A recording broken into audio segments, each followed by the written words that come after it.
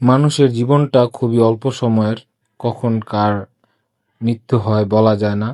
তো এই ছোট্ট জীবনে আপনার জীবনে হাসি, কান্না, দুঃখ সবকিছুই থাকবে। তার মাঝেই কিছুটা সময় বের করে প্রকৃতির মাঝে ঘুরে আসতে হবে। আর বাংলাদেশের সমতল ভূমিতে যারা থাকে তারা যদি একটু পাহাড়ি সাইডে যায় তাহলে তাদের কাছে যে প্রকৃতির যে আসল সৌন্দর্য সেটা ধরা দেয়। তো আমরা সমতলের মানুষ, পাহাড়ের জীবনযাপন সম্বন্ধে আমরা তেমন একটা জানি না, অভিজ্ঞতা নেই। তো এবার সমতলের মানুষ হিসেবে যাচ্ছি পাহাড়ে। পাহাড়ের জীবন উপভোগ করতে, পাহাড়ের মানুষদের জানতে আমার সাথেই থাকবেন, পুরো ব্লগটা দেখবেন। সুন্দর একটা অভিজ্ঞতা হবে আশা করি, সব যাবতীয় তথ্যও পাবেন। আর এটা আমাদের বাস সেন্ট মার্টিন ট্রাভেলের।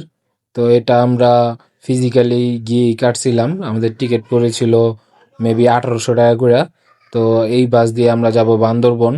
তো বাসটা মোটামুটি ভালোই ছিল, আমরা সামনের সিটের টিকিটগুলোই কাটছিলাম যাতে ভ্রমণটা আরামদায়ক হয়। কিন্তু সেই আরামদায়ক ভ্রমণ যে বেদনায় রূপ নিব সেটা জানা ছিল না। তো দেখতে থাকুন আমাদের সাথে বাসে কি হলো, সবকিছুই বলবো। বাস যদিও 1 ঘন্টা লেট ছিল, তারপরও বাসের সিটগুলো সামনে ছিল, যার কারণে আমরা তেমন একটা সবাই আনন্দিত ছিলাম যে ভ্রমণটা অনেক সুন্দর হবে। পিছের সিটে অনেক হেজিটেট ফিল করি। তো বাস চলা শুরু হলো, বাস চলার 1 ঘন্টা পরেই আমাদের সাথে বিপত্তিটা ঘটলো, যা একেবারে অনাকাঙ্ক্ষিত ছিল। এটা সম্পূর্ণ তাদের গাফলতির কারণে হয়েছে। রাত্র বাজে এখন 3টা। তো আমাদের গাড়ির সাথে একটা ইনসিডেন্ট হয়ে গেছে, সেটা হলো আমাদের গাড়ির ব্রেক ফেল হয়ে গেছে। তো ওরা আমাদের অন্য একটা গাড়িতে সিট ম্যানেজ করে দিছে ওদেরই। তো এখন সেই গাড়িতে আমরা যাইতেছি, যার কারণে এত ক্রাউড। তো আপনারা সবাই দেখুন, ওদের সার্ভিসটা আমি সম্পূর্ণ আপনাদের নেমে বলবো কি আসে বিষয়ে। আমরা এই যে সেন্ট মার্টিন ট্রাভেলে যাচ্ছিলাম, তো ওনাদের গাড়ি নষ্ট হয়েছে। ওনারা গাড়িটা দেখে প্রথম বার করব, সেটা বার করে নাই। কিন্তু বার করার পরে এখন ওনারা 5টা গাড়ি 10টা গাড়ি বলতেছে, কিন্তু আমাদের সেই পিছনে সিটগুলো দিতেছে। তো ওনাদের যাত্রী মানের সেবা যে এত খারাপ সেটা আগে জানা ছিল না। তো যাই হোক, আপনারা যারা সেন্ট মার্টিন ট্রাভেলে ভ্রমণ করবেন তারা একটু সাবধানে ভ্রমণ করবেন, আর ওনাদের সাথে সব কথাবার্তা বলে নেবেন। কারণ এই এত রাত্রি করে আমাদের সাথে এমনটা করা হইতেছে, এটা কখনই আশা করি নেই। তো আপনারা যারা এই সেন্ট মার্টিন ট্রাভেলে ভ্রমণ করবেন, এটা এটা এটা এটা এটা আপনারা একটু আপনারা বিবেচনা করে দেখবেন। আচ্ছা, আপনি একটু বলেন, আপনি কি বলতে চান একটু বলেন। আপনি যদি রাস্তায় স্টক করতেন আমি কি বলতাম যে আপনি চেক আপ করে কেন আসেন না, নাই? এটা ভাইয়া, এটা আপনি এইভাবে উদাহরণ দিতে পারেন না। এইভাবে আপনি উদাহরণ দিতে পারেন না। এটা ঠিক আছে, আপনি মেকানিক, কিন্তু আপনি এখন গাড়ি নষ্ট হয়েছে, কিন্তু যাত্রী সেবা তো আপনি ঠিক মতো দিবেন, তো সেটা কেন দিতেছেন না? আমাদের কেন পিছিয়ে দিতেছেন এখন? আমরা রাস্তায় ফেলাই দিতে পারি নাই, ওনাকে আমরা হসপিটালে অ্যাডমিট করে নিয়ে আসি। অ্যাডমিট? এটা কেমন অ্যাডমিট করালেন? সবারে একটা হ্যারাসমেন্ট করে? ফোনটা বের করে মানে ব্লক। হ্যাঁ হ্যাঁ, অবশ্যই সেটা তো আমি করবো। এটা আমার মোবাইলে আমি করতে পারি না। হ্যাঁ ঠিক আছে। তো অনেক কষ্টের পর আমাদের বাসের পিছনের সিটগুলো দিছিল, যার কারণে আমরা রাতটা ঘুমাতে পারি নাই। আর আমাদের খুব একটা বেশি ক্লান্ত লাগতেছিল। তো তাদের মতে তারা বাস চেক করে বার করবে না, যেরকম আপনি অসুস্থ হইতে পারেন। তো এই জিনিসটা আমি বলাতে সে আমাকে এমন একটা উদাহরণ দিছে। যাই হোক, আমরা বান্দরবন শহরে চলে এসে পড়ছি। তো এখান থেকে আমরা অটো ভাড়া নিয়ে আমরা চলে যাব বাস স্ট্যান্ডে, রুমা যাওয়ার বাস স্ট্যান্ডে। এখান থেকে অটো ভাড়া আপনার 15 টাকা নেয়। তো আপনি 15 টাকা অটো ভাড়া দিয়ে আপনি সরাসরি একেবারে রোমা যাওয়ার যে বাস স্ট্যান্ড আছে সেখানে চলে যাবেন। প্রতি 1 ঘন্টা পর পর বাস থাকে, 7:30, 8:30, 9:30, 3:30 পর্যন্ত লাস্ট বাস আর কি রোমা বাজারের উদ্দেশ্য পর্যন্ত যায়। তো আমরা বাসের ছাদে উঠে গেছিলাম, যদিও এই বিষয়টা আমি কাউকে বলবো না আপনারা বাসের ছাদে ওঠেন। কিন্তু আমরা একটু থ্রিল নেওয়ার জন্য আমরা বাসের ছাদে উঠছিলাম, এবং বাসের ছাদে থেকে যে একটা ভিউ পাচ্ছিলাম অসাধারণ। আমি বান্দরবন অনেকবার গেছি চাঁদের গাড়িতে, কিন্তু বাসের ছাদের যে ভিউটা, বাসের ছাদে ওঠার পর যেরকম এক্সাইটেডমেন্ট কাজ করে আসলে সেটা অন্য কিছুতে পাওয়া যায় না। আর আল্লাহর সৃষ্টি যে কত সুন্দর সেটা আপনি, আমি হয়তোবা ক্যামেরা তো পুরাটা ধরতে পারি নাই, কারণ মানুষের দৃষ্টিতে যতটা দেখা যায় ক্যামেরাতে আসলে তেমন ভাবে তুলে নিয়ে আসা সম্ভব না। যাই হোক, আমরা বাসের উপরে বসে এত সুন্দর ভিউ পাচ্ছিলাম, সুবাহান আল্লাহ। আর বাস ভাড়া আপনার নিছিল 140 টাকা করে, যদি এটা ঈদের জন্য 20 টাকা মেবি বেশি নিছে আমাদের কাছ থেকে, আমি যতটুকু জানি 120 টাকা করে ভাড়া।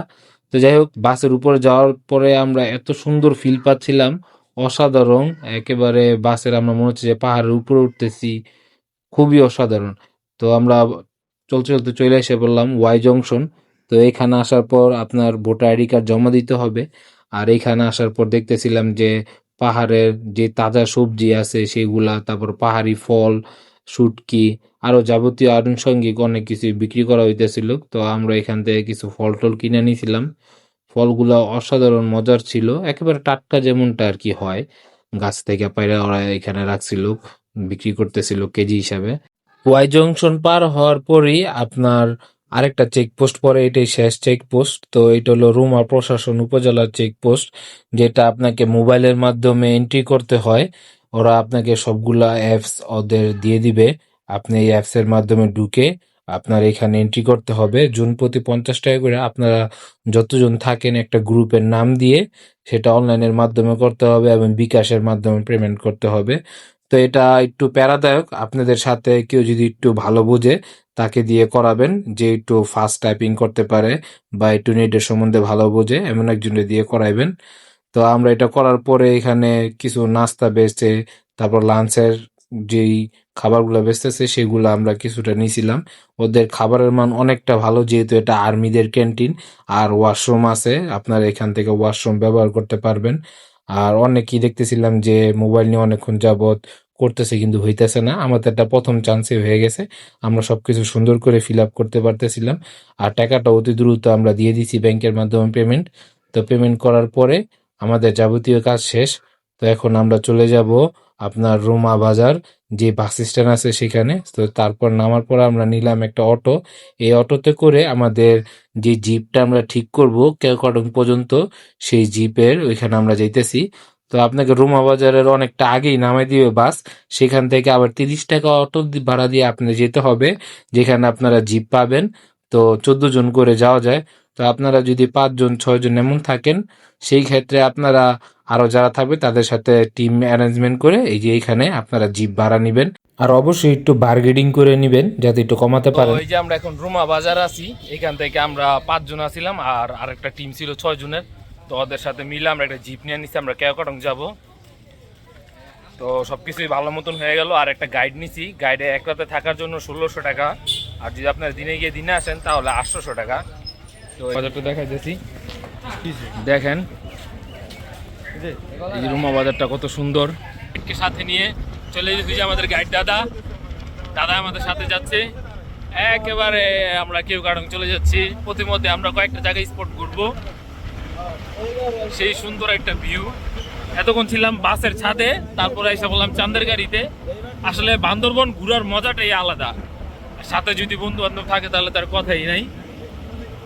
তো আমরা এসে বললাম মোংলাইপাড়া, যেটা বাংলাদেশের সবচেয়ে সুন্দর গ্রাম বলে আর কি এটাকে। তো আমিও দেখলাম যে ওদের গ্রামটার ভিতরে তেমন কোনো ময়লা আবর্জনা নেই আশেপাশে, সব সাজানো গুছানো, একেবারে পরিকল্পনা মাফিক তৈরি করা হয়েছে এমনটা মনে হয়।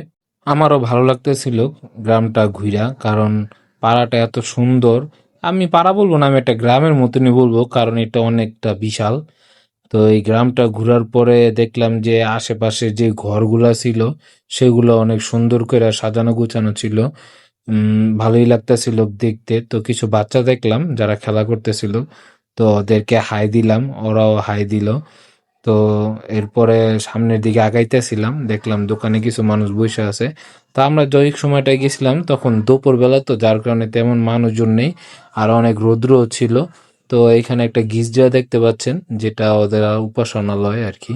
তো তারপরে আমরা একটু সামনে গেলাম, যাওয়ার পরে এখানে দেখলাম একটা পাকা বাড়ি তৈরি করে হইতেছে। পাহাড়ে আসলে পাকা বাড়ি দেখলে আমার খুবই দুঃখ লাগে, কারণ আমরা তো যাই একটু প্রকৃতির কাছে, প্রকৃতির শান্তি খুঁজতে, সেখানেও যদি এমন ইট পাথরের ঝঞ্ঝাল দেখি তাহলে কেমনটা লাগে। তো যাই হোক, তারপরে আমরা পাড়াটার একটু ভিতরে যাইতেছিলাম ভিতর দিয়ে ঘোরার জন্য। তো ভিতরে যাওয়ার পর দেখলাম যে ওরা তেমন লোকজন নাই, কিছু ঘর আছে, ঘরগুলো অনেক সুন্দর। আসলে এমন ঘরগুলোর ভিতরে থাইকা যে একটা মজা, সেটা অন্য কিছুতে নাই। তো এরকম করে একটু ভিতরে যেতেছিলাম, ঘুরতেছিলাম, তারপর একটা ডাব নিয়ে নিলাম। ডাবটা অনেক বেশি মজার ছিল, পাহাড়ি ডাব। আর পানিটাও দুপুরের এই সময়টাতে খুব বেশি ভালো লাগতেছিল, বলে বোঝাতে পারবো না। এই পানিটা মনে হচ্ছিল যে আসলে কতটা তৃষ্ণার্ত থাকলে এমনটা লাগে। তো আমরা আবার চাঁদের গাড়িতে যাওয়া শুরু করলাম। আমরা চাঁদের গাড়িতে উপরে বইসা যেতেছিলাম, আর যে বাতাস আর এত সুন্দর ভিউ যা বলে বোঝাতে পারবো না। ভিউটা দেখতে দেখতে সামনে যেতেছিলাম, আপনারা জাস্ট খালি ভিউটা দেখেন কত সুন্দর। তো এই পাহাড়টা কাইটা আর কি আপনার রাস্তা তৈরি করা হয়েছে, এদিক দিয়ে আপনার বগা লেক যায়। তো এই পাহাড়টা কাইটা তৈরি করার কারণে এটা এক এক লাদাখের মতো দেখায়, অনেকে এটাকে লাদাখের পাহাড় বলে। তো আমিও দেখতেছিলাম পাহাড়টা অপরূপ দৃষ্টিতে, যে কিভাবে একটা পাহাড় মাঝখান দিয়ে কেটে রাস্তা তৈরি করা হলো। আর পাহাড়ের যে ধূসর রংটা সেটা আমার তো অনেকটা সুন্দর লাগতেছিল। আর এগুলো এক একটা পাথরের মতন হয়ে গেছিল, যেমন পাথর হয় না আসলে মাটিটা রোদ্রে তারপরে বৃষ্টিতে ঝুলে পুড়ে যে একটা পাথরের আকৃতি ধারণ করছে, তার কারণে হয়তো বা এমন একটা ধূসর রং। তো ওই নিচে থেকে আমরা উঠে আসছি। তো যাই হোক, তারপরে আমরা বগা লেকের উদ্দেশ্যে রওনা দিলাম। তো বলতে বলতেই চলে এসে পড়লাম বগা লেক। এখানে আবার একটা চেকপোস্ট আছে, এখানে আপনার গাইডই যাবে, আপনার গাইড গিয়ে ওই যে আপনি যেই এন্ট্রিটা করে আসছিলেন উপজেলা প্রশাসন থেকে, ওরা ওরা আপনাকে একটা টোকেন দিবে, সেই টোকেনটা এখানে দেখাতে হবে।